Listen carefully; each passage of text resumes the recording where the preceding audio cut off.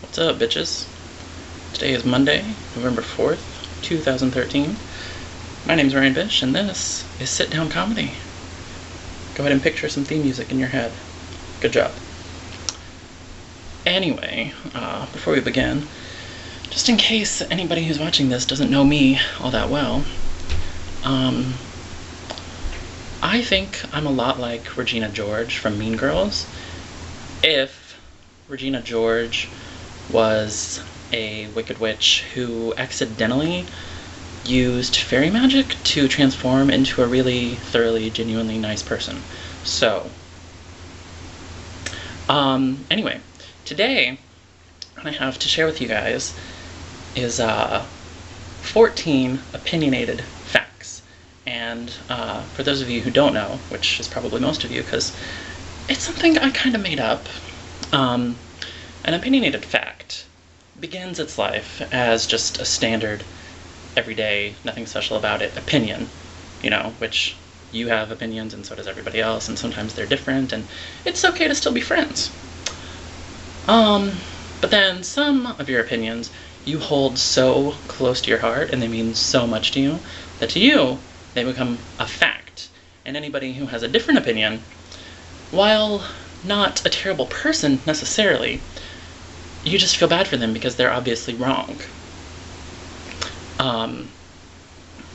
Anyway, now that we've got that defined and sorted out, let's get started. Okay, so, opinionated fact number 1. Donna Meagle is secretly the greatest character on Parks and Rec. And I'll tell you why. It's because she is content to stay in the shadows while everybody else runs around having opinions and feelings and reactions to everybody else's opinions and feelings. And she just hangs out and has a bunch of sex. And sometimes she does that in parks, which I believe secretly is the real reason the show is called Parks and Recreation. What? Moving on. Have you guys seen anything about that new movie, About Time? On the one hand, I really feel like I need to see it, because it has Rachel McAdams and a British ginger who are together forever, and that's some of my favorite shit right there. On the other hand, I kind of feel like y'all need to stop me from seeing it because I've been giving this a lot of thought lately, and you know what? I get it, okay? Dying alone is my destiny. I get it. I don't need to see a movie to rub that in.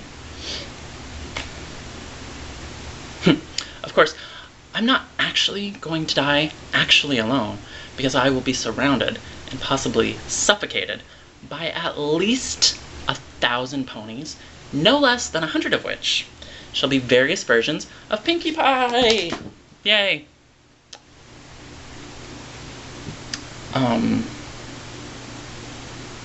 Let's move right on again. I do think I really am destined to die alone, but the reason isn't because I'm fat, and the reason isn't because boyfriends are boring, and I'm not boring enough to allow myself to be bored, and it's not because I want somebody else. No, the real reason is because, obviously, I'm too sexy, and everybody knows it, and apparently, no one can handle it. So, yeah, that's been a fun thing to realize. Opinionated fact number 5. One thing I really love about getting high is that Taylor Swift swiftly transforms into this musical genius and leaves my ears all confused. And frankly, if you guys haven't experienced this, either you're not doing marijuana at all, or you're doing it wrong, and honestly, I feel bad for you. Okay. Look, let's get real. I came to this opinion slower than most, but I have grown to appreciate Katy Perry as much as the next God-fearing Christian being homo-American.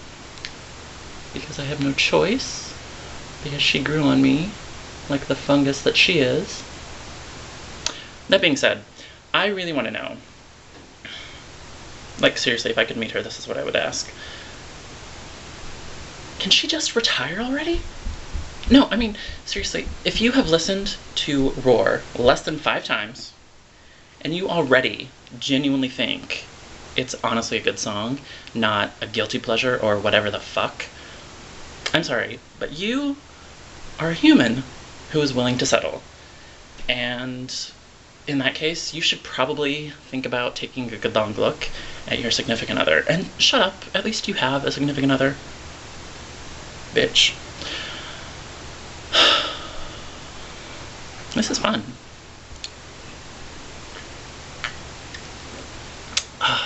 Opinionated fact number 7. Despite the 6 years and 5 months that have passed since it ended, Gilmore Girls is obviously... Hang on. Gilmore Girls is obviously responsible, and I mean directly, personally responsible, for my caffeine addiction. It's not even up for debate. So, Amy Sherman Palladino, Lauren Graham, et al., hope you're pleased with yourselves. Speaking of coffee, did you guys know you can take coffee to the next level by adding chocolate milk instead of half and half? Yeah, it's good shit.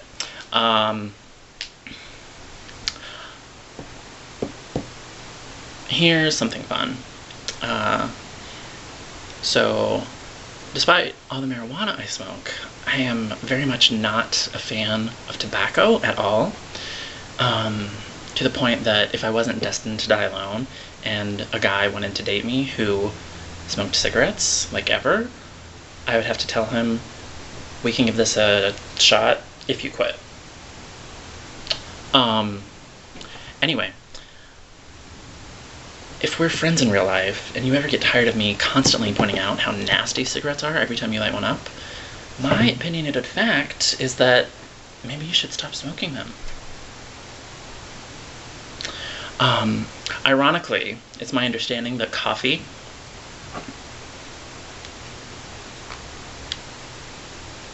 and cigarettes go together really well. But my theory is that they only go together really well as you can expect something awesome to go together with cancer. Moving right along. Opinionated fact number 12. So, I've been making a moderate effort to lose a bit of weight recently, because I'm fat, and what I like to tell myself is nothing tastes as good as skinny feels. But you guys, there is such a thing as chocolate. Fuck, not chocolate. Although, now that I mention it, I do want chocolate. There is such a thing as blueberry cheesecake ice cream. So, when I tell myself how nothing tastes as good as skinny feels, what's really happening is that I'm being a horrible fucking liar, and I'm lying to myself, the one person who always knows the truth. And maybe I should just get fat. Eric is a name with a really boring meaning, and you can either trust me or look it up yourself. Oh, we're so close to the end. This is exciting. If I ever go to therapy again, will somebody remind me to conveniently forget to mention that pyromania makes perfect sense to me? Thanks. Okay. And then opinionated fact number 14, the end, is actually not that funny, but it's a little bonus nugget for you to munch on. You know, it's like wisdom. Very wisdom. You're welcome. And it goes like this. Don't try to make other people happy, because they do not have to hang out in your head every second of every minute of every day of every year of their miserable little lives.